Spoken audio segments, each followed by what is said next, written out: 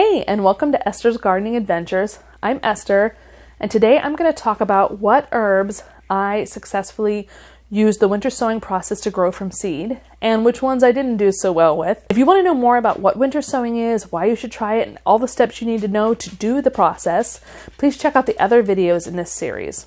All right, so let's get to it. I want to start off with a couple caveats, which is one, this last year was my first full year gardening, so it was my first time really trying the winter sowing process out. And of course, many things succeeded, but herbs was an area I had some challenges with compared to other areas I grew. But I want to add that just because I had problems with some of these types of herbs doesn't guarantee that you will. I've heard plenty of people having success with everything I tried to grow. So it's quite possible that there was operator error in some of these. Maybe I put the seeds too shallow. Maybe I put the seeds too far down. Maybe I didn't water. Maybe I didn't make sure it was moist enough all the time. Possibly maybe the tape came off and dried out the jugs. Or maybe even some of the seeds did start sprouting when it warmed up and then froze during a freeze. You just don't know all the reasons some things didn't succeed to grow in the pot. And so I recommend you go ahead and experiment and try these other herbs if you want to. But I will talk you through what I did do well, what I didn't do so well, and a couple herbs that I'm looking forward to trying again or trying new this next year. All right, so I'm going to start off with the ones that did well. The first one that did really well was cilantro.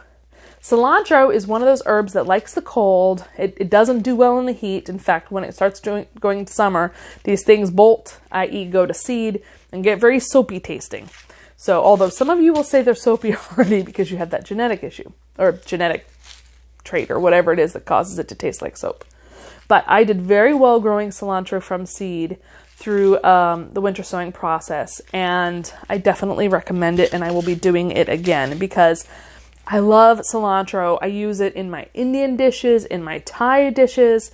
I use it in South American, Latino dishes. So it's just a great herb to use in all kinds of cuisines, assuming that you like the flavor of it to begin with. All right.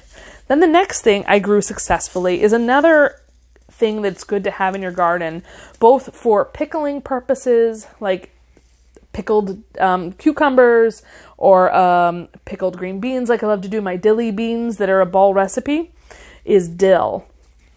Dill did so well growing in the jugs. I will say that this year, I'm going to plant more of these because I felt like I didn't have enough of these plants to really provide the amount of dill that I wanted. The other thing is, in addition to doing some through the winter sowing process, I also did what you call succession planting. And once these were starting to get really going, I planted seeds in another row to get another set of them going, which of course they did pretty well until the heat hit, and then so then I planted them again in the late summer, early fall, and I got another really nice crop of dill. Another one that did well, and remind me to add a caveat at the end, was peppermint. This one was a seed I got from Strictly Medicinal Seeds. An herbalist had recommended this website to me long ago when I went to a Herbal Medicine 101 type of training session. The one thing with this is when you grow peppermint, and this is outside of the winter sowing process, be careful about transplanting it directly in the ground.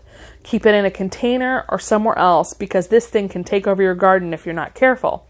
So I grew peppermint and I grew it in a planter and it did great. And in fact, I found vines trying to creep down the sides and get into the grass. So it definitely will try to take over if you let it. But peppermint is so great for peppermint tea, for mixing with other teas, for throwing in with your lamb recipes. Oh, having fresh chopped up peppermint sauce with your lamb. Oh, it's so good. So I definitely recommended it, and it did really well with the winter sowing process. Then the last one that did really well with the winter sowing process was something called purple opal basil that I got from Baker Creek. It was one of their free packs they give out when you order a bunch of seeds. They'll send some free packs. And my basil definitely did not turn out that purple. But it was very good. It grew pervasively once I transplanted it. And it took a little bit of time to kind of start sprouting in the jug, and that's because I think they would need really warm weather to sprout. But it did well, and when I transplanted them, all of the plants survived and did really well. And I'm 100% going to do this again. At the same time, I tried growing another type of basil, which is the Genovese or the Italian Genovese or Italian basil, which I just love this kind of basil. But they did not germinate, or if they did, they didn't show up in the jug. And so I ended up actually growing these in a windowsill indoors because basil is so easy to grow indoors. And another one that, because it was so late in the year when I bought the herb, that I grew indoors was Thai basil. So this Thai basil would probably do great for winter sowing, but it was so late in the year when I decided I wanted to grow it that it was just too late to do the winter sowing process for. But I'm definitely going to try it this year. And I don't know why this type of basil didn't succeed. It could be because maybe it's just too finicky of a plant, but it's so easy to grow inside, and just to put in a little tiny pot put by your window and they'll grow out, and then you just transplant them out, that really wasting a whole jug on these is not necessary if you're trying to conserve space and time. Another one that I had trouble growing from seed was chamomile. Now, I got chamomile from the store. I ended up buying the plants from the store. And sometimes when you're winter sowing or growing plants, sometimes they do fail, and you do have to go to a box store or your local nursery to get some replacement plants. And that's okay, because it's all part of the learning process. But I'm going to try it again this year, and we'll see. Maybe I'll have success, maybe I won't.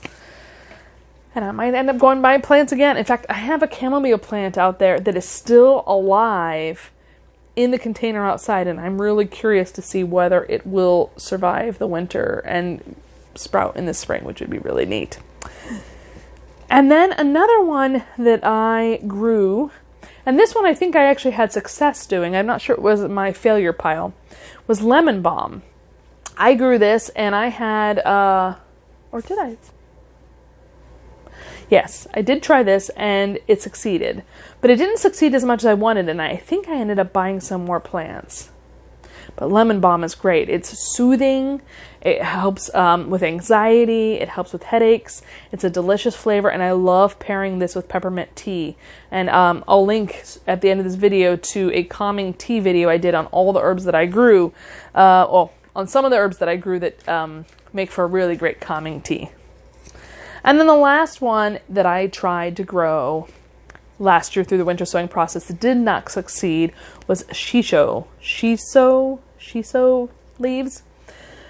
You may or may not be familiar with these. These are a sort of, I guess you could say, I called them kind of a minty parsley basil leaf that are kind of more of a tough leaf than basil, more of like a,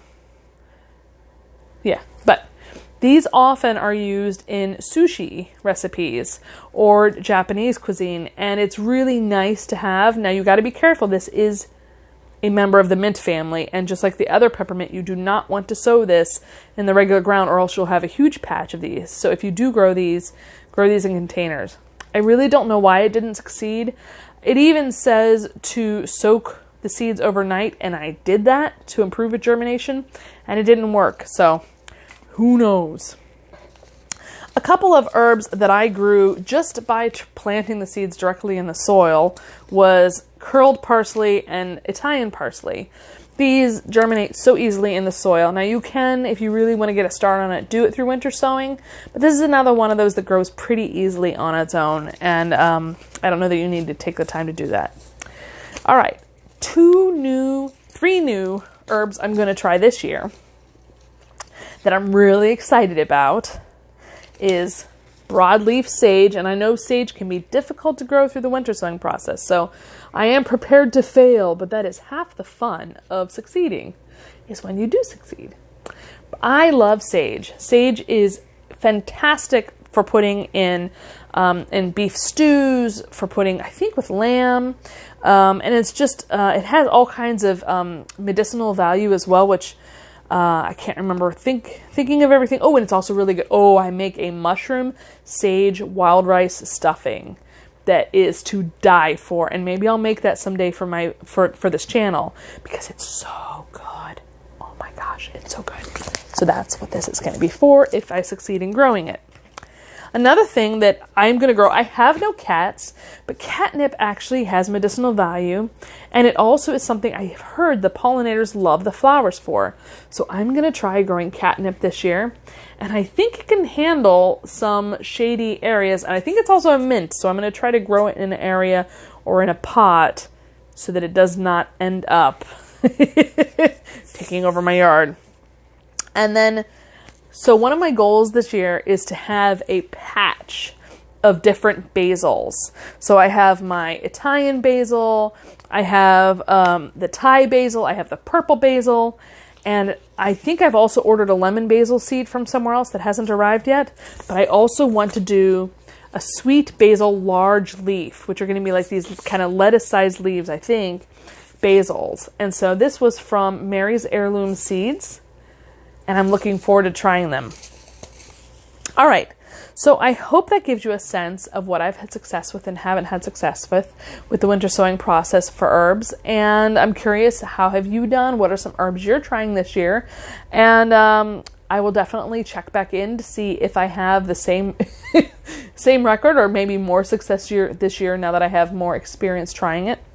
And one other thing is, I looked at the schedule, and when I tried these, I planted almost all of these in March, maybe within a week of each other. And so I don't think timing was an issue here. I didn't plant them super early, and I didn't plant them super late. So I really don't think timing was the operator error that might have happened.